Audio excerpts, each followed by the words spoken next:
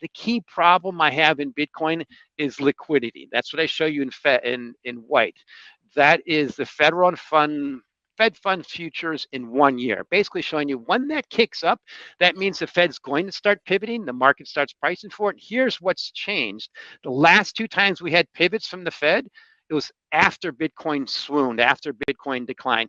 No, the Fed doesn't care about Bitcoin, but it's a good leading indicator. So I'm hoping maybe as Dave, and I know Dave's going to be right eventually about this, Bitcoin can start showing strength above that 30,000 level and reject that downward sloping 100-week moving average. Mike Mcglone, a seasoned commodities strategist at Bloomberg, delivered a thought-provoking analysis of the cryptocurrency market dynamics through a platform now known as X on October 2nd, 2023.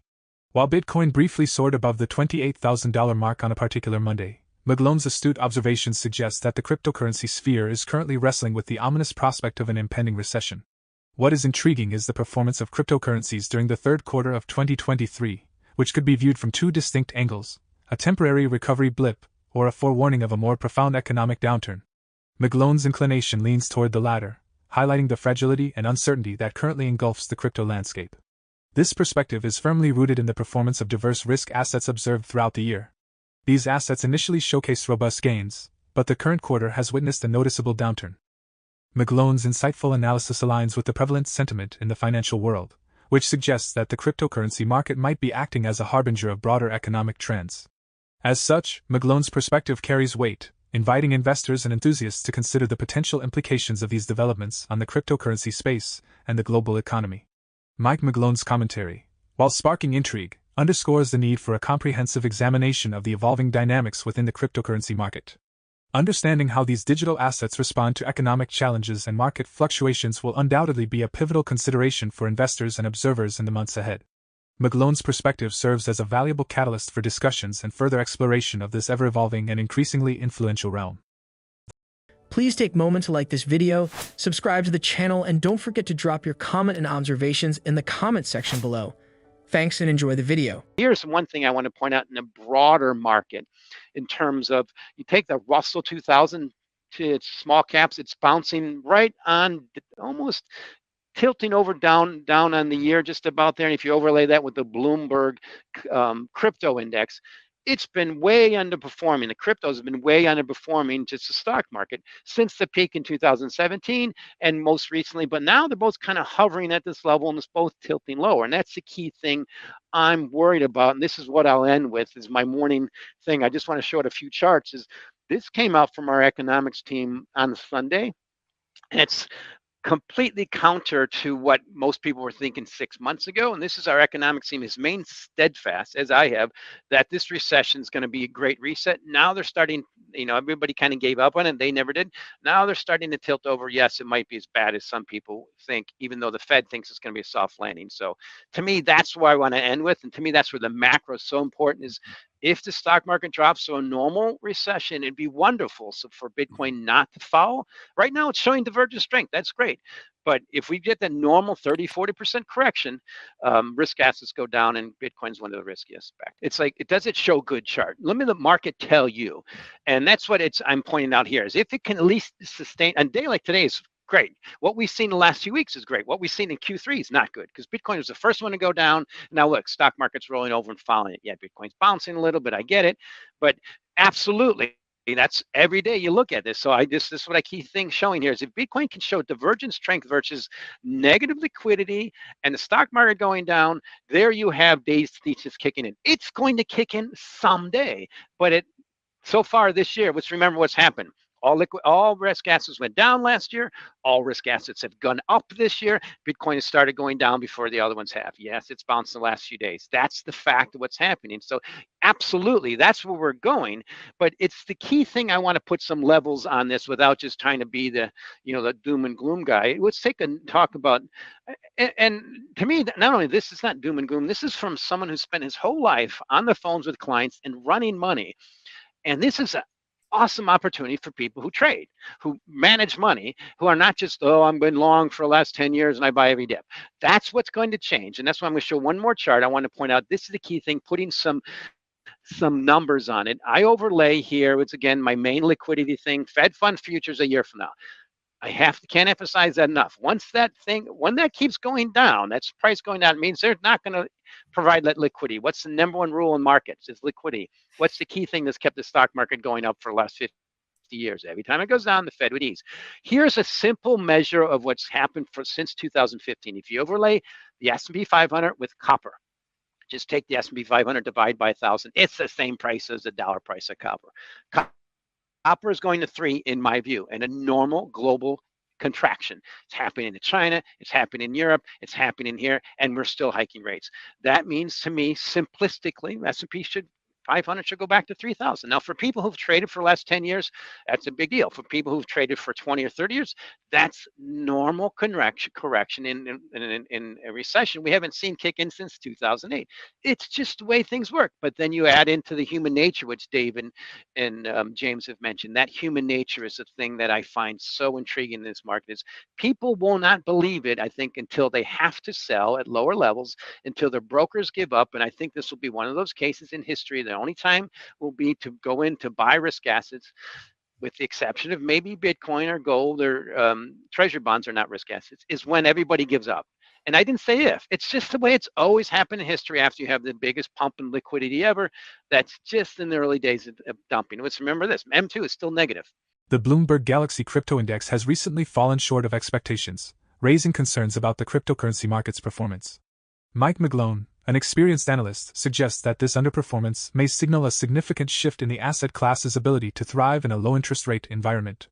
To underscore the gravity of this situation, he draws comparisons with historical events like the 1987 market crash and the 2008 peak in crude oil prices, indicating that the cryptocurrency market's adaptability to changing economic conditions is now being tested. Additionally, Mcglone discusses the Producer Price Index, which measures changes in selling prices received by domestic producers over time.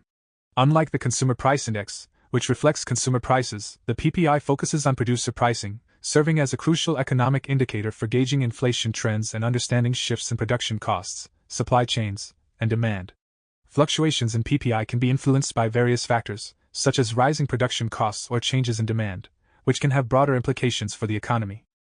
Mcglone's insights underscore the need to closely monitor the evolving dynamics of the cryptocurrency market and its relationship with fundamental economic indicators like the PPI. As the financial landscape continues to change, understanding these connections becomes increasingly important for investors and consumers alike. The stock market has to go down, basically, for the dollar to give up the ghost to not break the global economy. And to me, that's where you see that spiking in bond yields. We see this spike is the most significant ever in log. But what I want to also point out is a few things that Dave said about I'm expecting severe deflation, which is a normal situation after you have a massive spike in M2 like we did. This is M2 money supply. And also I overlay this on the same scale with PPI. Now here's a fact about PPI, the Producer Price Index. It's basically synonymous with economies with commodities. The high from 2008 was plus 9.9%, so about 10%. You know what the low is this year? Minus 3.1. That's tilting towards deflation because the plateau is so high now. Like the average home, we talked about this last week. A home average is around 400. Before a couple of years ago, it was 200. Now there's only a lot of room for that to go down, which shows deflation. And to me, that's the main thing that's going to be happening, is kicking over to normal deflationary trends. And there's one thing I also want to show is there's a big problem with alts. What I show you in white is just this is the market vector digital digital assets 100 small cap index divided by Bitcoin. I mean, it's just trading lower. That makes sense. I mean, Bitcoin's the benchmark crypto. But what is you overlay it with liquidity from Fed funds? It's heading lower. The key thing I'm worried about is what happens if the stock market takes that lead and heads lower. And the one thing I want to point out is when you talk about crude oil and commodities, this is the number one chart that's been pressuring crude oil for the last 15 years. What I show you in white, that's the excess of liquid fuel production versus consumption in the US and Canada. Running around 6 million barrels a day. That's enough to fill up the SPR in about 70 days if we just cut off exports. Sorry, rest of the world, but we can do that.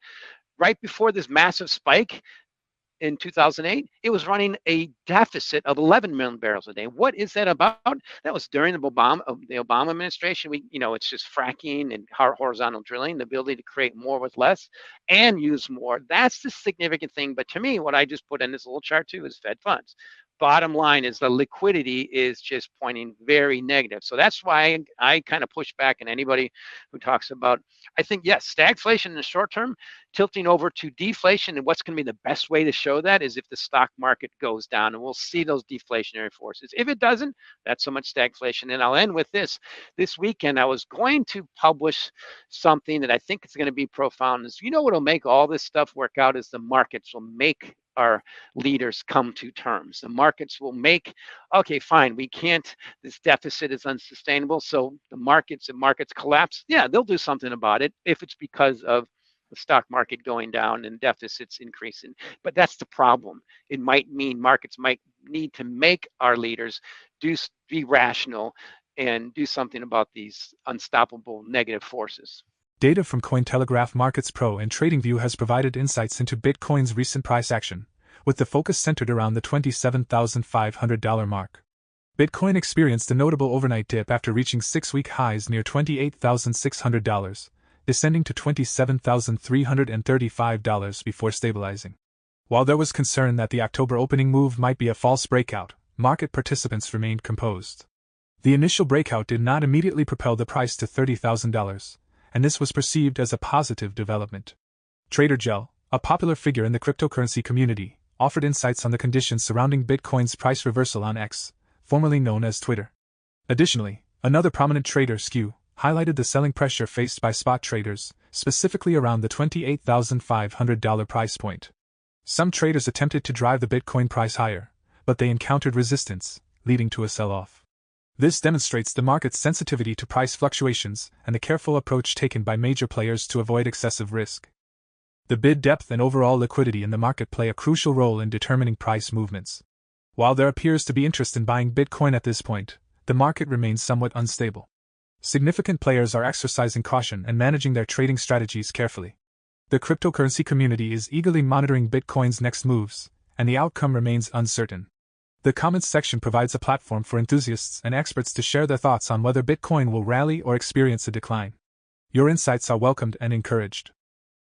For more Daily Dose Crypto news, check out these 2 awesome videos on your screen.